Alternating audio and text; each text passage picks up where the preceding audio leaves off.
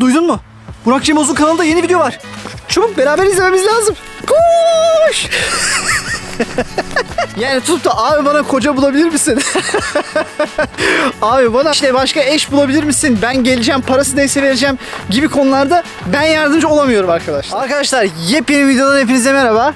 Şu an elimde güzel bir gimbal'la bu çekimi yapıyorum.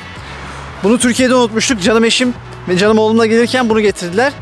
Bugün yepyeni videoma hoş geldiniz. Şimdiden iyi seyirler. Videoya geçmeden önce videoyu beğenip kanala abone olursanız çok sevinirim. Bu benim için çok önemli. İyi seyirler. Arkadaşlar bugün size ne anlatacağım? Şimdi diyeceksiniz ki sen bütün konularda spesifik videolar çektin abi. Ondan sonra gelip bize bunu niye anlatıyorsun? Önce ne anlatacağımı söylemem lazım. Arkadaşlar Almanya'ya nasıl gelinir diye genel bir video ile başlamak istedim bugün. Neden? Çünkü çektiğim videolardan gördüğüm kadarıyla çoğu arkadaşımız bana şunu soruyor. Biz nasıl gelebiliriz? Şimdi aslında bu soru birazcık şeye benziyor. Abi en sevdiğim yemek ne? gibi bir şey. Ben sizi tanımıyorum. Ben sizi bilmiyorum. Spesifikasyonunuzu bilmiyorum. Hiçbir şekilde size dair... Bunu niye böyle yapamadık ya? Bir dakika.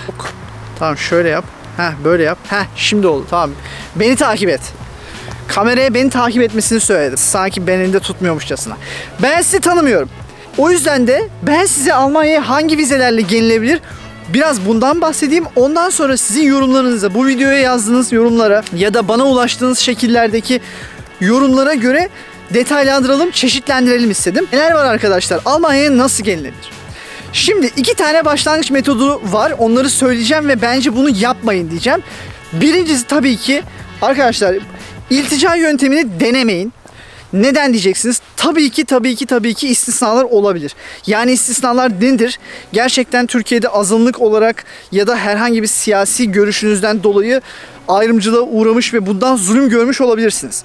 Buna tabii ki hepimizin, hiçbirimizin karşı çıkacağı bir durum yok ve gerçekten Türkiye'de yaşayamayacak hale gelmiş olabilirsiniz ve bu şekilde buraya gelip sığınabilirsiniz. Bunda tabii ki benim hayır böyle yapmayın diyecek bir lüksüm yok. Fakat bunu eğer dayandığınız şey gerçekten bu değilse yapmayın. Bu ne demek? Yani örneğin özellikle Almanya 2019'dan beri çoğu iltica başvurusunu zaten bekletiyor. Bunun sebebi de sizi gerçekten çok fazla deniyor olmak istemeleri. Bir dakika şu an burada bir köpek var. Allah. Ich habe ein bisschen Angst, aber es ist okay für mich. Okay. Schönes Wochenende. Bak korktum köpeği zaten. Korktum köpeğe bak.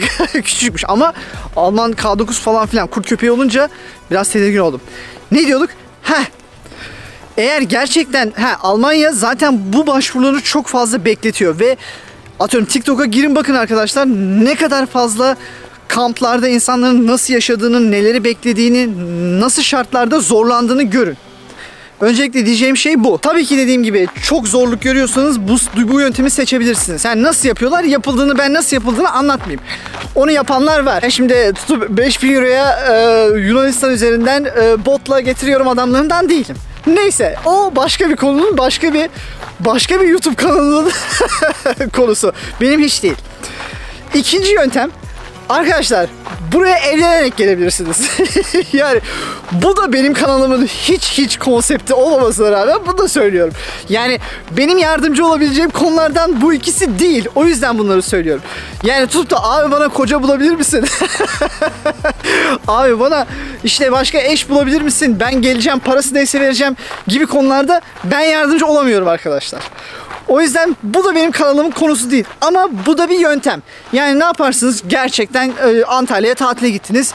Bir Alman arkadaşla tanıştınız ve mutlu oldunuz. Hayatınızı geçirmeye karar verdiniz. Ve o da dedi ki ya canım ben zaten Alman vatandaşıyım. Gel evlenelim. Okey. Yani bu gerçekten çok makul bir yöntem. Buna lafım yok. Ama bunu buraya geliş amacı olarak yapmayın diyorum. Yani kendinize hedef bunu koymayın. Yani kendinize hedef olarak ben bir Almanla evleneyim. Çok iyi olur. Hangi gibi hedefle gelmeyin. Çünkü bu motivasyon biraz daha uzun soluklu olduğunu düşünüyorum. Yani buraya gelmek için hayatınızın 30 senesini, 40 senesini en azından şu an itibaren benim kendi yaptığım hesapla geçirmek için bir hedef için çok uzun.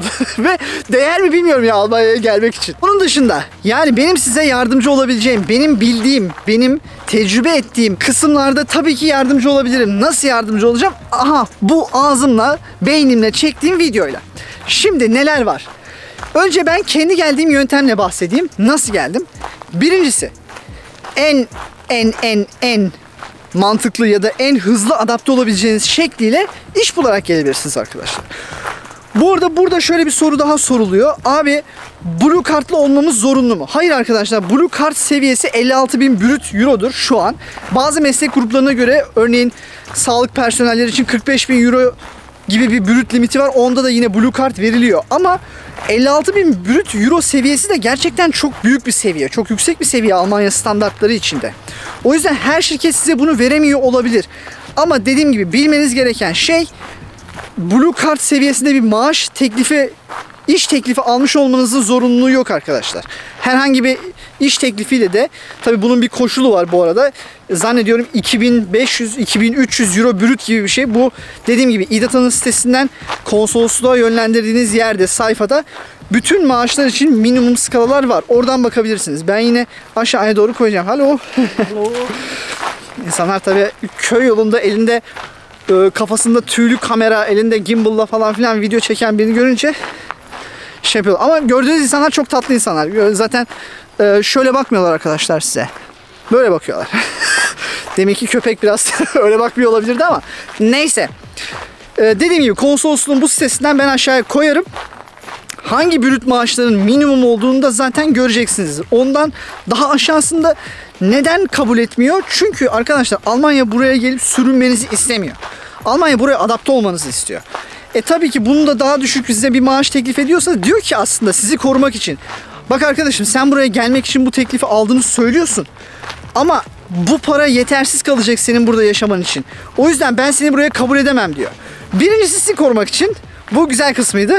İkincisi aslında kendisini korumak için. Çünkü arkadaşlar Almanya sosyal bir devlet olduğu için buraya geldiğinizde geçinemeyip devletten sosyal yardıma başvurmanızı istemiyor. Doğal olarak da kendini koruyor. Yani vice versa, ikisinde de şey etmeyin. Bir iş teklifi aldıysanız zaten bu iş teklifi, size bunu veren şirket zaten bunun farkında olacaktır. Yani size tutup da çok düşük bir maaş teklif edemiyor olacak. Çünkü bir de şöyle bir şey var arkadaşlar. Almanya'da arkadaşlar belirli pozisyonların maaş skalası zaten aşağı yukarı hep aynı.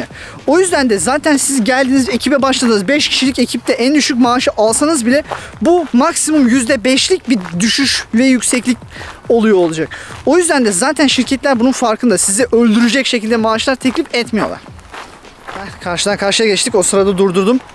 Şimdi ölmeyelim elimizde gimbal kamerasıyla Almanya'nın ortasında. Vallahi bir de arabaya çarptık diye, araba zarar gördü diye bize ceza keserler. Ciddi söylüyorum. Neyse. Yani iş bularak gelmek bu şekilde. Tabii ki iş bularak gelmenin belirli koşulları, belirli sözleşmeleri var. Mesela 81F var, 41F var, D'si var, bilmem nesi var. Ve sizin pozisyonunuz, sizin mesleğinize göre farklı kontrat tipleri var. Bunu dediğim gibi İDATA'nın sitesine girin.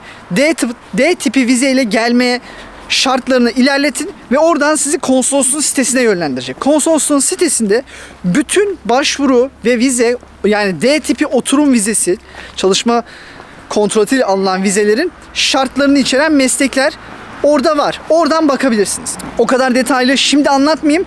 Dediğim gibi yorumlara göre hangisinden başlamamız gerekiyorsa, kamerayı yine bozdum. Kamera! Ya kardeşim beni çekeceksin ya. Heh, oldu. Hangisinden yorum gelirse ya da sırayla hepsini çekmeye başlarız. Şimdi o kadar hepsini detaylandırmayayım. İkincisi, ne dedik? İş bularak gelebilirsiniz. İş bularak gelebilirsiniz. Bir de iş bulmak için gelebilirsiniz. Yani iş arama vizesiyle gelebilirsiniz. İş arama vizesinin şöyle bir handikapı diyeyim. 2 tane handikapı var. Birincisi, şu an mevcuttaki iş arama vizesi B1 Almanca istiyor ve aylık 1000 euro bloke hesap istiyor. Yani 6 aylık vizeyle gelecekseniz 6000 euro, 1 sene vizeyle gelecekseniz, gelmek istiyorsanız 12.000 euro bloke hesapta para göstermeniz gerekiyor. Bu şu anki iş arama vizesinin de zaten açığı. Yani aslında gelmek isteyen insanlara sağlayamadığı avantaj, sıkıntı yarattığı kısım. Ama ne olacak? Şans kartı vizesiyle buradaki dezavantajlardan bir önceki videomda göstermiştim, birkaç önceki. Bazı avantaj, mesela örneğin B1 iş arama vizesinde istenmiyor olacak. Söyleyemedim. Bu vizenin gelişmiş versiyonu, aslında update edilmiş hali diyebiliriz. İş arama vizesiyle gelebilirsiniz dedik. İş ve eş olarak gelebilirsiniz dedik. Ve bir de aslında çok fazla insanların yine bana sorduğu ve benim çok bilgimin olmadığı bir konuydu. Onu araştırıp okuduktan sonra bu videoya da bunu dahil etmek istedim. Arkadaşlar, Ausbildung'la gelebilirsiniz. Ausbildung nedir? Kelime anlamıyla eğitimdir arkadaşlar. Eğitim vizesiyle gelebilirsiniz. Eğitim vizesinde de B1 ve B2 özellikle Almanca istenir ve Arbeitsagentur'un sitesinde, yani Almanya İş Bulma Kurumu'nun sitesinde belirli açık pozisyonlar, yine karşıdan karşıya geçiyoruz, öleceğiz ha. Bir dakika. Yine açık pozisyonların olduğu sayfa var. Orayı da koyacağım arkadaşlar. Oradan şöyle bir şeye bakıyorsunuz. Ausbildung nedir bir daha söyleyeyim. Hem meslek eğitimi aldığınız hem de aynı zamanda çalışabildiğiniz ve 3 yıl süreyle, genellikle 3 yıldır, daha kısa çok yok.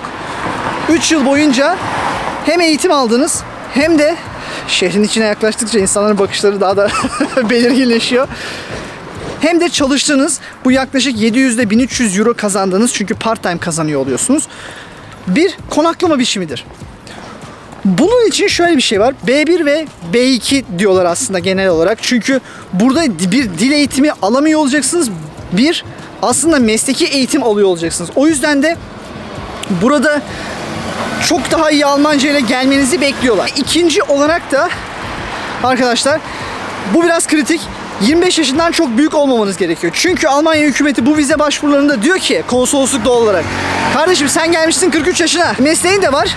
Sen şimdi bana diyorsun ki ben başka bir şeyin eğitimini alacağım. O zaman işte şu devreye giriyor. Arkadaşlar, motivasyon mektubu. Motivasyon mektubu şu arkadaşlar. Siz konsolosluğa başvuru yaparken konsolosluğu ikna edebilmenizi sağlayan bir giriş sayfası. Burada diyeceksiniz ki, eğer bu vizeyi almak istiyorsanız, bu şekilde başvuru yapmak istiyorsanız, ya ben evet bu yaşımdayım, belki bu yaşıma kadar başka işler yaptım ama bu mesleği öğrenmek istiyorum. Neden? Çünkü işte Almanya'da böyle bir açık olduğunu düşünüyorum. Kendi bir el yeteneğimin böyle güzel olduğunu düşünüyorum. Şunu yapabileceğimi düşünüyorum gibi. Başvurunuza bunu ekliyorsunuz. Yani Ausbildung yapacağınız pozisyonu buldunuz, kabul aldınız. Bu belgeyle beraber çok iyi bir açıklama mektubu yazıyorsunuz. Bunları yaptıktan sonra kabul alıyorsunuz. Tabii ki çok zor değil. Ama dediğim gibi 2 tane kıstası var. Birincisi kıstas değil ama genel geçer bir yargı. Genel geçer olmuyor. Genel yargı. 25 yaşından çok büyük olmamanız ve iyi bir Almanca'ya sahip olmanız ve bunu tabii ki belgelendirebiliyor olmanız. B1 en az, hatta B2. Çünkü başvurduğunuz pozisyonlarda hangi Almanca istendiğinde yazıyor.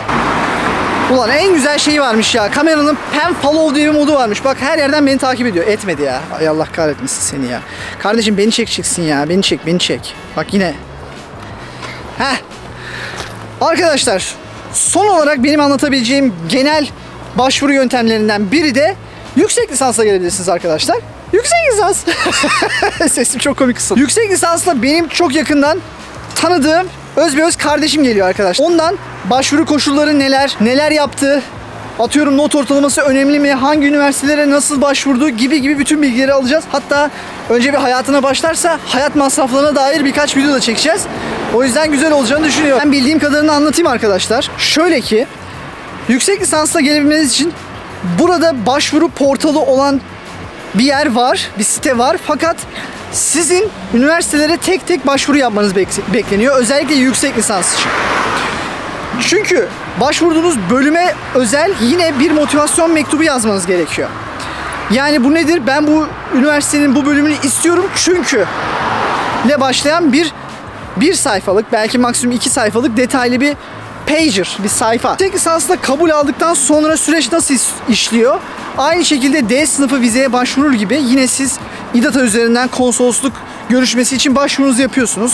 Belgeler nedir? Kabul aldığınıza dair belge, atıyorum lisans diplomanız ve o bölümün istediği dil yeterliliği. Ama şöyle de bir şey var. Zaten üniversite sizi kabul etmesi için onlar da bazı belgeler istiyorlar. Bu arada şöyle bir şey var. Hemen söylüyorum. %100 Almanca olan bölümler var. Evet. Ama mesela benim kardeşim sıfır Almanca ile geliyor. Tabi liseden Almancası var ama herhangi bir şekilde bir Almanca dil belgesi ispatlamadı. Sadece dediğim gibi İngilizce belgesi TOEFL verdi ve onunla buraya geliyor. Yani %100 İngilizce olan bölümler de var. Bunlar dediğim gibi sizin araştırıp bakacağınız kısımlar. Not ortalaması iyiydi. Bu tabii ki bir faktör. Ama ben 2.39'la da Almanya'dan yüksek lisans kabulü alan arkadaşlarımı tanıyorum. Burada önemli olan şey sizin o üniversite tarafından kabul edilmeniz için onları ikna etmeniz. Bu kesinlikle çok önemli bir faktör. Not ortalaması falan geç yani. Not ortalaması çok önemli olsa ben de 2.35 ile mezun oldum. Neredeyim yani? 10 yıldır çalışıyorum. Ölmemiz lazım yani. Takılmayın o işe. Abi arkadaşlar şöyle bir şey var. Ben bu işin kompetanı değilim. Bu işin uzmanı değilim. Sadece sizinle beraber öğrenmeye çalışıyorum. Benim bildiğim kısım bu işlerin %50'sidir belki de. Ama zamanla öğreniyorum çünkü talepleri görmeye çalışıyorum. Sizden gelen soruları dinliyorum. Bir şeyler yapmaya çalışıyorum. Umarım faydalı bir video olmuştur. Buradan sonra yapacağımız şeyleri size anlatayım isterseniz birazcık bu videodan sonra. Öncelikle bu videoyu beğeniyorsunuz. Kanala abone oluyorsunuz. Arkadaşlar kanala abone olun. Kanala abone olmayan inşallah... Bir dakika. Beddua etmeyelim. Tersten yapalım arkadaşlar. Arkadaşlar kanala abone olup söyleyemedim. Videoyu beğenenler umarım inşallah Almanya'ya bir gün gelirler. Şu böyle yapınca daha güzel oldu. Beddua etmeyelim şimdi cuma. Bundan sonra ne yapacağız arkadaşlar? Bundan sonra sizden gelen yorumlara göre ben videolarımı şekillendirmeye devam edeceğim. Zaten şu ana kadar yaptığımız şeklidir. Talep neyse, benden ne izlemek istiyorsanız onu çek... Gözüme sinek girdi. Ne izlemek istiyorsanız onu çekmeye çalışacağım. Umarım güzel bir video olmuştur. Umarım bir nebze de olsa faydalı olmuşumdur. Kendinize iyi bakın. Haftaya görüşmek üzere. Videoyu zaten beğendiniz. Kanala abone oldunuz. Onu da biliyorum. Kendinize iyi bakın. Kendinize iyi bakın. Sevgiyle kalın. Bay bay. Bu videoyu var ya hiç edit medit yok. Araları kesmeyle uğraşmayacağım. Zaten hızlı konuşuyorum. Bam bam atacağım. Bütün aralarını kesiyorum. 2,5 saatte onunla uğraşıyorum. Ondan sonra Ayça diyor ki yok çocuk susmuyor. Hiç bakmıyorsun bilgisayardasın falan. Haklı. Haklı. İzleyin ya aralarda mı diyorum. Bir şey olmaz ya. Ne olacak yani? Hızlı konuşuyorum. O kadar da teklemiyorum. Düşüyordum.